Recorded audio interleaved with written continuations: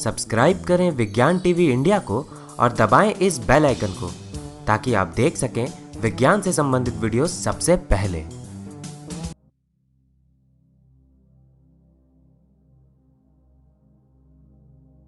साल 1686 में Isaac Newton ने अपना विश्व विख्यात 3 लॉज ऑफ मोशन दुनिया को दिया, जो अगले 200 सालों तक बिना किसी मतभेद के माने गए। पर इन लॉज के साथ एक बहुत बड़ी समस्या थी।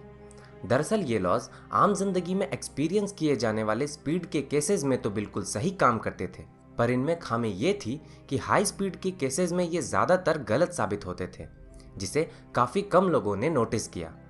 सन 1906 में एल्बर्ट आइंस्टाइन ने अपनी थ्योरी ऑफ रिलेटिविटी पब्लिश की, जिसने पूरे फिजिक्स को बदल कर रख दिया। इसने भौतिकी शास्त्रियों को वो दुनिया दिखाई जिससे अब तक वो अनजान थे। आइंस्टाइन की खासियत ये थी कि उन्होंने दुनिया को उस नज़रिए से देखने की कोशिश की जब वो लाइट की रफ्तार से ट्रैवल कर रहे हों। काफ़ी तेज़ गति से चलने वाली वस्तुओं के लिए उनके स्पेशल थ्योरी ऑफ रिलेटिविटी के 3 महत्वपूर्ण कॉन्सिक्वेंसेस हैं।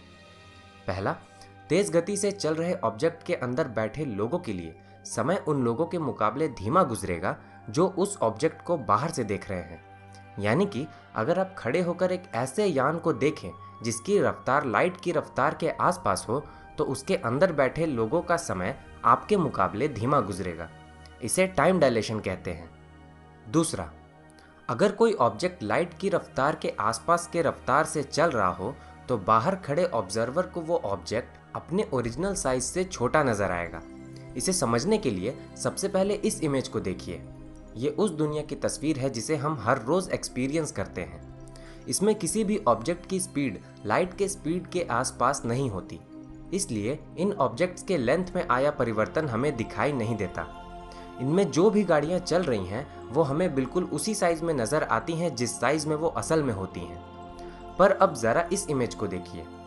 ये वो दुनिया है जहां इन गाड़ियों की रफ्तार लाइट की रफ्तार के आसपास है। जैसा कि आप देख पा रहे हैं, ऐसे सभी ऑब्जेक्ट्स जो मोशन में हैं उनका साइज हमें थोड़ा छोटा नज़र आ रहा है। इसे लेंथ कॉन्ट्रैक्शन कहते हैं। तीसरा, जब किसी ऑब्जेक्ट की रफ्तार लाइट की रफ्तार के आसपास होती है तो उसका मास उसके ओरिजिनल मास से काफ़ी ज़्यादा बढ़ जाता है। इसे समझने के लिए मान लीजिए आपके पास 2 रॉकेट हैं, ए और बी।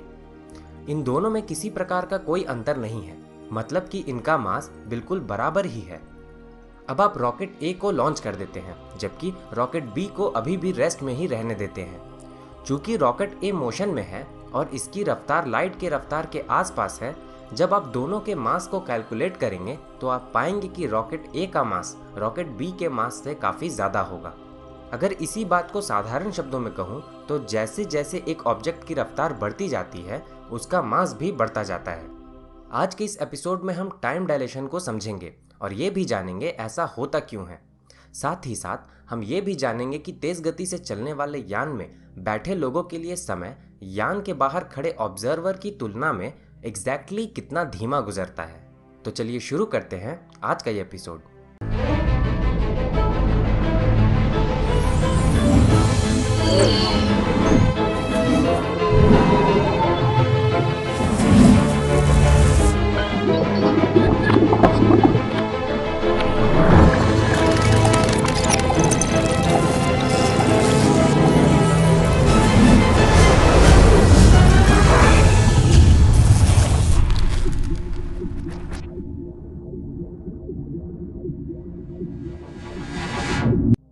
इससे पहले कि बात करें टाइम डायलेशन की, कुछ बेसिक बातों को जान ले तो अच्छा रहेगा। जैसे कि एब्सोल्यूट रेस्ट या एब्सोल्यूट मोशन जैसी कोई चीज़ नहीं होती, यानी कि कोई भी वस्तु पूरी तरह रेस्ट या मोशन की अवस्था में कभी नहीं होती। वो हमेशा किसी के रिलेटिव होती है। इसे समझने के लिए मान लीजिए आप गहरी नींद में हैं। जब आप नींद से जागते हैं तो आप पाते हैं कि आप एक ऐसे रूम में हैं जिसकी खिड़कियाँ बंद हैं। जब तक आप उन खिड़कियों को नहीं खोलते, आपको लगता है कि आप एक ऐसे कमरे में हैं जो स्थिर है। पर जैसे ही आप खिड़कियों को खोलते हैं, आप पाते हैं कि बाहर मौजूद सभी वस्तुएं आपसे पीछे की ओर जा रहे हैं, जिससे आपको पता चलता है कि आप एक गाड़ी के अंदर हैं जो कि निरंतर आगे बढ़ रहा है। यानी कि जब तक आप गाड़ी के अंदर उस कमरे में हैं, आपको लगेगा कि वो कमरा रुका हुआ है, जबकि एक बाहर खड़े आदमी को वही गाड़ी चलती हुई नजर आएगी। यानी कि रेस्ट और मोशन रिलेटिव होता है। अब आप कहेंगे कि मेरा घर तो हमेशा एक ही जगह पर रहता है, तो वो एब्सोल्यूट रेस्ट हुआ ना? पर यहाँ भी आप गलत हैं। दरअसल आपका घर केवल पृथ्वी या आपके रिलेटिव में रेस्ट में है, क्योंकि ये पृथ्वी खुद भी स्थिर नहीं है। ये सूर्य का निरंतर चक्कर लगाती रहती है। अगर आप सूर्य पर जाकर पृथ्वी को देखें तो ये मोशन में नजर आएगा।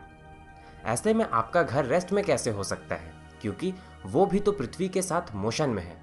इसी प्रकार हमारा सूर्य भी मिल्की वे गैलेक्सी के गैलेक्टिक कोर का चक्कर लगाता है। और तो और हमारी मिल्की वे गैलेक्सी भी स्थिर नहीं है, यानी कि बिना किसी रेफरेंस फ्रेम के हम नहीं बता सकते कि कौन सा ऑब्जेक्ट रेस्ट में है और कौन सा ऑब्जेक्ट मोशन में। चलिए अब आगे बढ़ते हैं। आइंस्टाइन ने अपने स्पेशल थ्योरी ऑफ रिलेटिविटी में दो एजम्पशंस का इस्तेमाल किया। पहला, फिजिक्स के लॉज ब्रह्मांड के हर कोने में समान रूप से लागू होते हैं, और दूसरा, एक फिक्स्ड मीडियम में लाइट की स्पीड सभी ऑब्जर्वर्स के लिए कांस्टेंट होती है, जो कि लगभग 3 लाख किलोमीटर प्रति सेकंड है। यानी कि आप स्थिर खड़े हों या फिर किसी तेज रफ्तार से चल रही गाड़ी में बैठे हों, जब भी आप लाइट की रफ्तार को मापेंगे तो वो हमेशा 3 लाख किलोमीटर प्रति सेकंड ही आएगा। इसे समझना थोड़ा मुश्किल है, इसलिए इसे एक उदाहरण से समझते हैं। सबसे पहले बात करते हैं आम जिंदगी की, जिसे हम हर रोज एक्सपीरियंस करते हैं। मान लीजिए दो कारें एक रोड पर जा रही हैं। रेड कार की रफ्तार है 10 मीटर प्रति सेकंड, जबकि ब्लू कार की रफ्तार है 5 मीटर प्रति सेकंड। रोड के किनारे कुछ पेड़ लगे हुए हैं। चूंकि ये पेड़ मूव नहीं कर रहे, इनकी वेलोसिटी होगी 0 मीटर पर सेकंड। दोनों कार और पेड़ की स्पीड को हम देख पा रहे हैं, क्योंकि हम खुद स्थिर हैं। अब मान लीजिए आप ब्लू कार में बैठे हैं, तो आपको चीजें कैसी नजर आएंगी?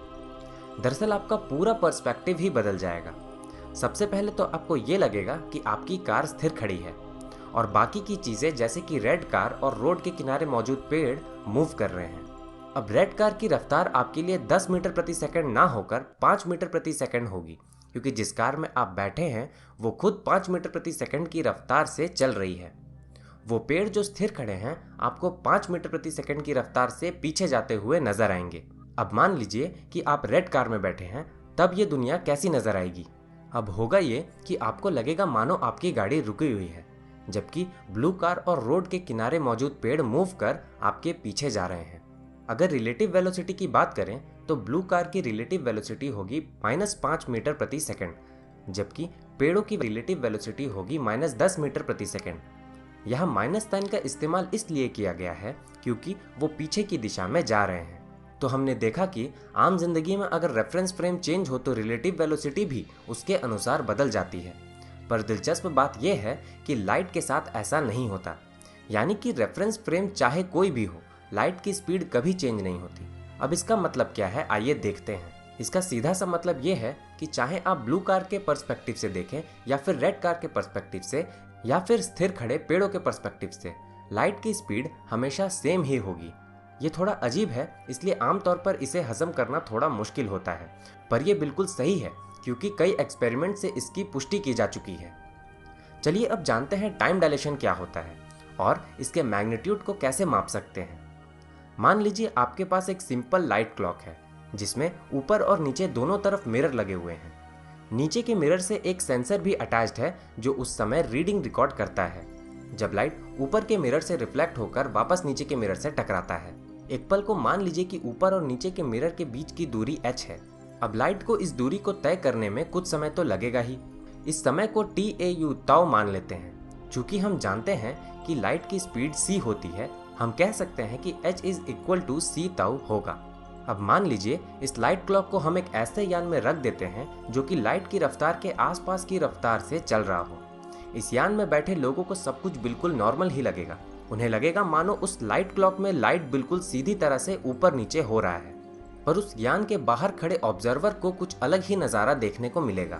चूंकि यह यान मोशन में है, इसके साथ वो लाइट क्लॉक भी मोशन में है, इसलिए उस लाइट क्लॉक में ऊपर से नीचे जाने के लिए अब लाइट को स्ट्रेट पाथ की जगह डायगोनल पाथ लेना होगा। जैसा कि आप देख पा रहे हैं, डायगोनल पाथ का डिस्टेंस स्ट्रेट पाथ से ज़्यादा है, यानी कि इस केस में लाइट को ज़्यादा डिस्टेंस ट्रैवल करना पड़ रहा है। हम जानते हैं कि स्पीड = डिस्टेंस बाय टाइम होता है। हम ये भी जानते हैं कि लाइट की स्पीड एक फिक्स्ड मीडियम में हमेशा सेम ही होती है, चाहे ऑब्जर्वर स्थिर हो या मूव कर रहा हो। चूंकि लाइट द्वारा कवर किया गया डिस्टेंस पहले के मुकाबले बढ़ गया है, लाइट के स्पीड को सेम रखने के लिए टाइम को भी बढ़ाना होगा। चलिए इसे इस उदाहरण से समझते हैं। हम जानते हैं कि लाइट की स्पीड लगभग 3 लाख किलोमीटर प्रति सेकंड होती है, पर इस उदाहरण को आसान बनाने के लिए इसे मात्र 3 मीटर प्रति सेकंड मान लेते हैं। हम जानते हैं कि speed is equal to distance by time होता है। मान लीजिए पहले केस में डिस्टेंस 6 मीटर था। अगर हम टाइम निकालें तो आएगा 2 सेकंड, क्योंकि लाइट की स्पीड तो फिक्स थी जो कि 3 मीटर प्रति सेकंड थी। दूसरे केस की बात करें तो लाइट ने यहाँ पहले से ज़्यादा डिस्टेंस ट्रैवल किया है। मान लीजिए ये डिस्टेंस 12 मीटर है। लाइट की स्पीड तो फिक्स्ड है जो कि 3 मीटर प्रति सेकंड ही है। ऐसे में अगर टाइम निकालें तो आएगा 4 सेकंड, यानी कि जो लोग यान के अंदर बैठे हुए हैं उनके लिए 2 सेकंड ही गुजरे होंगे, जबकि यान के बाहर खड़े लोगों के लिए 4 सेकंड गुजर गए। इसे टाइम डायलेशन कहते हैं। ये तो मात्र एक उदाहरण था। दिलचस्प बात यह है कि आप टाइम डायलेशन का एग्जैक्ट मैग्नीट्यूड भी निकाल सकते हैं। चलिए जानते हैं कैसे। जैसा कि मैंने पहले ही बताया, एक तेज गति से चल रहे यान के बाहर खड़ा आदमी जब उस यान पर मौजूद लाइट क्लॉक को देखेगा तो लाइट उसे डायगोनल पाथ में ट्रैवल करता हुआ नजर आएगा। ध्यान से देखें तो यहाँ एक राइट एंगल ट्रायंगल बन रहा है जिसका हाइट है h। इस हाइट को हम पहले ही निकाल चुके हैं जो c टाउ आया है। अब अगर इसके हाइपोटेन्यूज की बात करें तो ये वो डिस्टेंस है जो कि लाइट ने डायगोनली ट्रैवल किया है। मान लीजिए इस डिस्टेंस को ट्रैवल करने में लाइट को t टाइम लगा है। चूंकि लाइट की स्पीड फिक्स्ड है जिसे हमने c माना था, हम इस डिस्टेंस को भी आसानी से निकाल सकते हैं जो कि आएगा ct। अब बात करते हैं बेस की। दरअसल यान खुद भी एक वेलोसिटी के साथ मूव कर रहा है जिसके साथ हमारा लाइट क्लॉक भी मूव कर रहा है। इसने भी ये डिस्टेंस ट्रैवल करने के लिए t टाइम ही लिया है। इस वेलोसिटी को अगर v माने तो हम कह सकते हैं कि बेस का डिस्टेंस होगा vt। हम जानते हैं कि एक राइट एंगल ट्रायंगल में पाइथागोरस थ्योरम अप्लाई होता है जो कहता है कि hypotenuse square is equal to base square plus height square. इस आधार पर हम कह सकते हैं कि ct square is equal to vt square plus c tau square. मुझे पता है कि आप में से ज़्यादातर लोगों को मैथ्स और इक्वेशंस पसंद नहीं है, इसलिए इसे पूरी तरह से डेराइव नहीं करूँगा। अगर इस इक्वेशन को आप थोड़ा सॉल्व करें और रीअरेंज करें तो आपको टाइम डायलेशन का इक्वेशन मिल जाएगा जो आप स्क्रीन पर देख सकते हैं। इस इक्वेशन से हम ये एग्जैक्टली बता सकते हैं कि एक तेज गति से चल रहे यान पर बैठे लोगों के लिए कितना समय गुजरेगा और उस दौरान पृथ्वी पर कितना समय गुजरेगा। आइए इसे भी देख लेते हैं। मान लीजिए आप एक ऐसे यान में यात्रा कर रहे हैं जो कि लाइट के रफ्तार के आधे रफ्तार से चल रहा है। आप इस यान पर 10 साल गुजार देते हैं। ऐसे में पृथ्वी पर रह रहे लोगों के लिए कितने साल गुजरे होंगे ये आप इस तरह से निकाल सकते हैं। जैसा कि आप देख पा रहे हैं आपके लिए तो 10 ही गुजरेंगे, जबकि पृथ्वी पर रह रहे लोगों के लिए उस दौरान 11.54 साल गुजर जाएंगे। दोस्तों, हमने ये तो जान लिया कि बाहर खड़े ऑब्जर्वर को लगेगा कि तेज गति से चल रहे यान में बैठे लोगों के लिए समय धीमा गुजर रहा है, पर यान के अंदर बैठे लोग जब बाहर खड़े उस ऑब्जर्वर को देखेंगे तो उन्हें उनका समय किस गति से गुजरता हुआ दिखाई देगा। दरअसल उन्हें भी लगेगा कि बाहर खड़े लोगों के लिए समय धीमा गुजर रहा है, क्योंकि उनका फ्रेम ऑफ रेफरेंस बदल गया है। उनके लिए अब वो खुद स्थिर हैं, जबकि बाहर खड़ा ऑब्जर्वर मूव कर रहा है। अगर अब तक आप ये सोच रहे हैं कि टाइम डायलेशन मात्र एक कोरी कल्पना है तो आप गलत हैं। इसे एटॉमिक क्लॉक्स के जरिए वेरीफाई भी किया जा चुका है। 2 एटॉमिक क्लॉक्स में जो समय का अंतर आया वो भी बिल्कुल टाइम डायलेशन इक्वेशन से प्रेडिक्ट किए गए अंतर जितना ही था, जो कि ये साबित करता है कि टाइम डायलेशन एक सच्चाई है। दोस्तों, आज के इस एपिसोड में बस इतना ही। लेंथ कॉन्ट्रैक्शन को हम किसी दूसरे एपिसोड में समझेंगे। आशा करता हूँ कि ये एपिसोड आपको पसंद आया होगा। अगर ऐसा है तो इसे लाइक और शेयर करना न भूलें। अगर आप इस चैनल पर नए हैं तो इसे सब्सक्राइब जरूर करें। तो दोस्तों, मिलते हैं विज्ञान के एक और दिलचस्प टॉपिक के साथ अगले एपिसोड में। तब तक के लिए नमस्कार।